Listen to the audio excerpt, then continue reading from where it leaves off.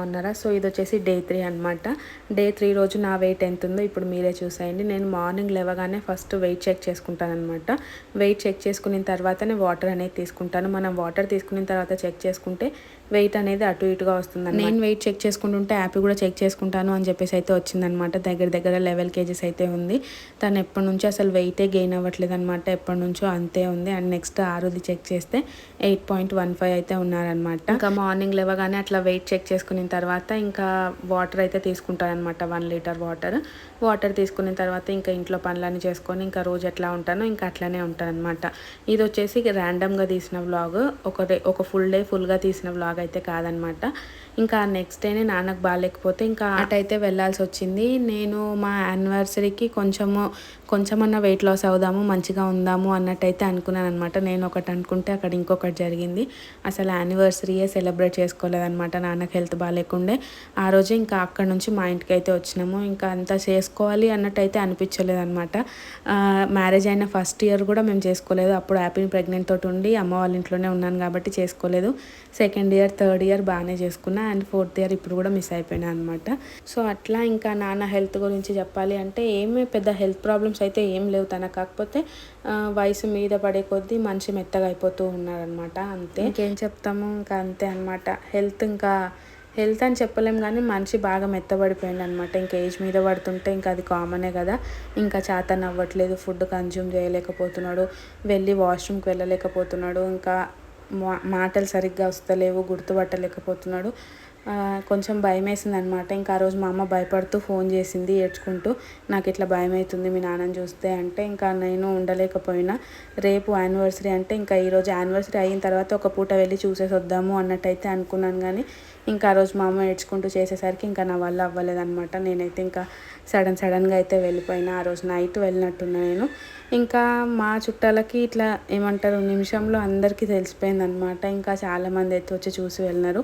అట్లా వచ్చి చూసి వెళ్ళడం వల్ల కూడా మా నాన్నకు కొంచెం ధైర్యం అయితే వస్తుంది అనమాట. ఆయనకు వాళ్ళ చెల్లెళ్ళు వాళ్ళ తమ్ముళ్ళు అందరూ ఉంటే అదొక తెలియని సంతోషం అయితే తనకు వస్తుంది. సో అట్లా అందరు వచ్చి చూసి వెళ్ళేసరికి ఒక ఏమంటారు కొంచెం మంచిగా అయిండే అనమాట. మళ్ళీ మేము వచ్చేటప్పుడు మళ్ళీ డల్ అయిపోయిండు, బాధ అనిపించింది అనమాట. కానీ ఇంకేం చేస్తాను, తప్పదు అనేసి అయితే వచ్చిన. మళ్ళీ వస్తాను, ఒక 1 వీక్లో వస్తా అనేసి అయితే చెప్పిన అనమాట. మేము వెళ్ళినప్పుడు అయితే నైట్ కాదు మార్నింగే వెళ్ళినట్టున్నాము. మేము వెళ్ళిన ఒక 2 to 3 hours వరకు అయితే మనిషి మొత్తము చల్లబడిపోయి ఉన్నాడనమాట. ఎంత రుద్దినా ఎంత చేసినా అసలు శరీరం అనేది వేడి రావట్లేదు.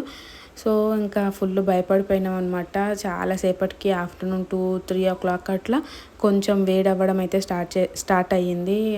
అసలు ఆ సిచ్యువేషన్ని తలుచుకుంటే కొంచెం భయం వేస్తుంది అనమాట. ఎందుకంటే సేమ్ అదే సిచ్యువేషన్లో మా అమ్మమ్మ ఉండే అనమాట. మా అమ్మమ్మ కూడా ఒక 3 to 4 days మనిషి మొత్తం చల్లబడిపోయింది అనమాట. ఎంత రుద్దినా కూడా శరీరం అనేది వేడి అవ్వకపోయేది. నేను 10th classలో ఉండే అనమాట. నేను చదువుకుంటూ మా అమ్మమ్మ కాళ్ళని అయితే రుద్దుతూ కూర్చునేదాన్ని అనమాట. నేను ఎంతసేపు రుద్దినా అది కొంచెం కూడా వేడి అవ్వకపోయేది. సో అట్లా ఒక బ్యాడ్ ఎక్స్పీరియన్స్ ఉంది కాబట్టి కొంచెం భయం ఎక్కువ అనిపించింది అనమాట. సో అట్లా ఇంకా ఇక్కడైతే హ్యాపీని తీసుకొని రావడానికి అయితే రెడీ అవుతూ ఉన్నాను అనమాట. మన చిన్నోడు చూడండి నన్ను ఎట్లా చూస్తున్నాడు, ఏం చేస్తుంది మా అమ్మ అన్నట్టయితే చూస్తున్నాడు అనమాట.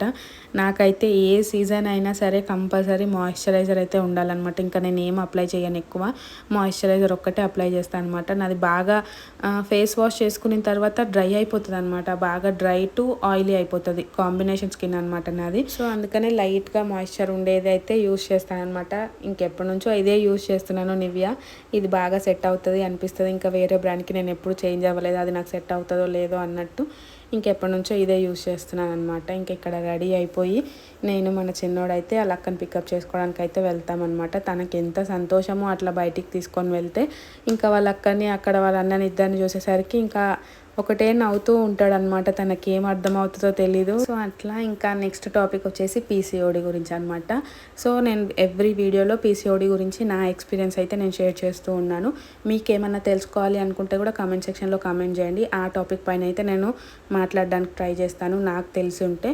సో ఇప్పుడు దీంట్లో చెప్పాలనుకున్నది ఏంటి అంటే వెయిట్ ఎక్కువ ఉన్న వాళ్ళందరికీ పీసీఓడి ఉంటుందా అంటే నో అనే చెప్తానండి. బక్కగా ఉన్న వాళ్ళకి కూడా పీసీఓడి ఉంటుంది, వెయిట్ ఎక్కువ ఉన్న వాళ్ళకి కూడా ఉండే ఛాన్సెస్ ఎక్కువ ఉంటాయి. కానీ వెయిట్ ఉన్న వాళ్ళందరికీ కూడా పీసీఓడి ఉంటుంది అన్న రూల్ అయితే ఏం లేదు. నేను బక్కగానే ఉన్నాను కదా నాకు పీసీఓడి ఉండదు అనుకోవడం కూడా మిత్తే అనమాట. ఎవరికన్నా రావచ్చు, ఎట్లనన్నా రావచ్చు, అది జీన్స్ పరంగానన్నా రావచ్చు, లేదు అంటే మనం ఉండే లైఫ్ స్టైల్ విధానాన్ని బట్టి అన్నా రావచ్చు అనమాట. సో అందరు కేర్ఫుల్గా ఉండండి.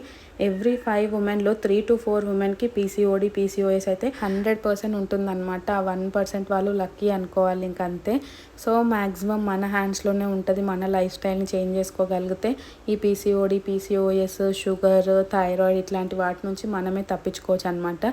సో లైఫ్ స్టైల్ చేంజెస్ అనేటివి కంపల్సరీ చేంజ్ చేసుకోండి. మీ డైలీ రొటీన్ని చేంజ్ చేయండి. ఖచ్చితంగా మీలో మీరే చేంజ్ అనేది అబ్జర్వ్ చేస్తారు.